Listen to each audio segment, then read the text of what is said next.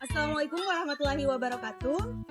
Perkenalkan, kami dari kelompok 4 akan membawakan materi kami terkait larutan elektrolit, asam, basa, dan netralisasi. Perkenalkan, saya Sempetri Nur sebagai moderator. Saya Siti Fatimah Basir. Saya Indri Larasati. Saya Nurul Mutia. Dan saya Irma Ripet. Perkenalkan, nama saya Irma Toding dari kelas D, nomor urut 12, kelompok 4. Di sini saya akan mempresentasikan mengenai review highlight dan introduction. Langsung saja saya akan menjelaskan review highlight.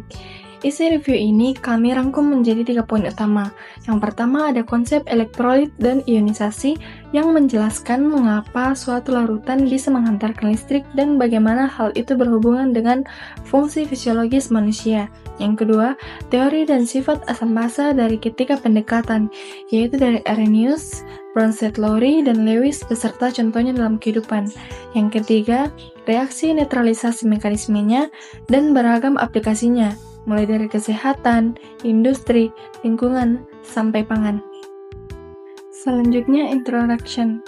Topik elektrolit, asam basa, dan netralisasi sangat relevan karena digunakan dalam banyak proses sehari-hari. Misalnya, makanan dan minuman yang kita konsumsi memiliki tingkat kesamaan tertentu dan tubuh kita bekerja dengan bantuan ion-ion elektrolit. Dalam ilmu gizi, memahami pH dan reaksi kimia sangat penting karena memengaruhi metabolisme kerja enzim, fungsi saraf, dan keseimbangan cairan. Reaksi netralisasi sendiri menjadi mekanisme penting untuk menjaga stabilitas pH tubuh dan juga digunakan dalam berbagai proses industri pangan. Perkenalkan, nama saya Nurul Mutia dari kelas D, nomor urut 8, kelompok 4. Di sini saya akan menjelaskan mengenai konsep dasar larutan elektrolit.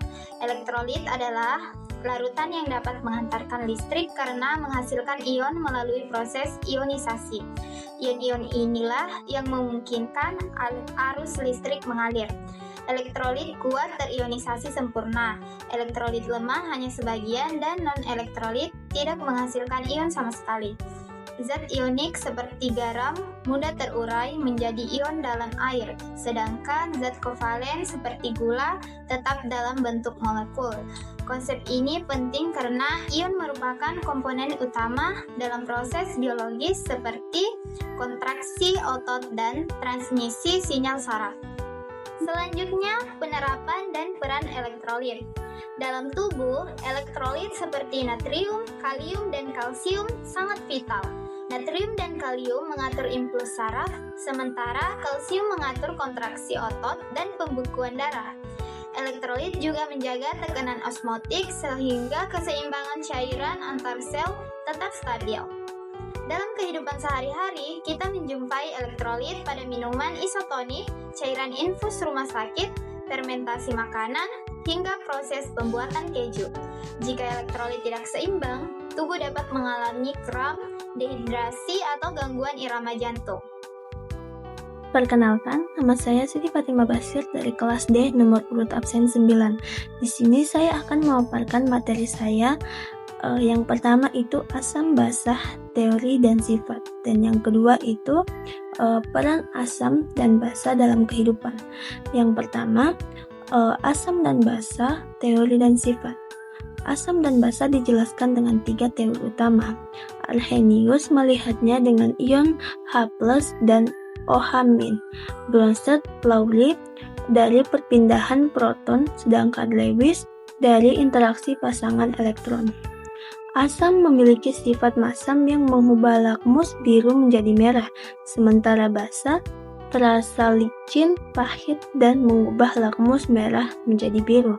Kekuatan asam atau basa ditentukan oleh derajat ionisasi yang mempengaruhi pH dan reaktivitas larutan. Yang kedua, peran asam dan basa dalam kehidupan. Asam dan basa banyak digunakan dalam kehidupan, dalam pangan, tingkat kebersamaan, menentukan rasa, aroma, dan ketahanan produk, misalnya pada fermentasi yogurt atau pickles. Dalam lingkungan, hujan asam menjadi masalah yang muncul akibat gas polutan dalam tubuh, sistem pH yang stabil memastikan enzim dapat bekerja optimal. Pada rumah tangga, pembersih lantai dan deterjen biasanya bersifat basa kuat, sedangkan minuman bersoda bersifat asam. Itu saja dari saya. Terima kasih. Perkenalkan, nama saya Indria Larasati, kelas D, nomor urut 19. Baik, di sini ada reaksi netralisasi. Netralisasi adalah reaksi asam dan basa menghasilkan garam dan air. Reaksi ini terjadi ketika ion H+ dari asam bertemu OH- dari basa membentuk air. Contohnya umumnya itu adalah reaksi NaOH dengan HCl menghasilkan NaCl dan air, serta reaksi MgOH2 dengan HCl. Reaksi netralisasi umumnya menaikkan pH larutan asam dan menurunkan pH larutan basa, dan seringkali bersifat eksoterm sehingga melepaskan panas.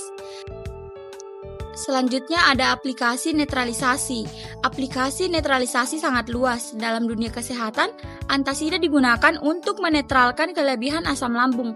Pada industri, limbah yang terlalu asam dan terlalu basa harus dinetralkan dengan dibuang agar tidak merusak lingkungan. Dalam pertanian, kapur digunakan untuk meningkatkan pH tanah yang terlalu asam agar tanaman dapat tumbuh optimal. Dengan industri pangan, netralisasi mengatur pH keju, yogurt, dan berbagai produk olahan. Sementara dalam tubuh, sistem buffer membantu menjaga pH darah pada kisaran yang aman. Baik, itulah tadi materi yang telah dipaparkan dari teman-teman saya, yaitu Irmayanti Toding, Nurul Nahda Istiqomah, Indri Ayu Larasati, dan Nurul Mutia. Jadi, adapun kesimpulan yang bisa diambil dari keseluruhan materi adalah secara keseluruhan, larutan elektrolit berperan besar dalam fungsi biologis seperti saraf, otot, dan cairan tubuh. Asam dan basa memiliki teori dasar yang menjelaskan sifat dan perilakunya dalam berbagai reaksi. Netralisasi merupakan reaksi penting yang digunakan dalam kesehatan, lingkungan, dan industri pangan. Keempat konsep ini menjadi dasar penting dalam kimia dan sangat relevan bagi bidang ilmu gizi dan kesehatan. Berikut adalah referensi yang kami gunakan untuk mendapatkan materi yang telah kami bahas. Baik, mungkin itu saja dari kelompok kami. Sekian. Wassalamualaikum warahmatullahi wabarakatuh.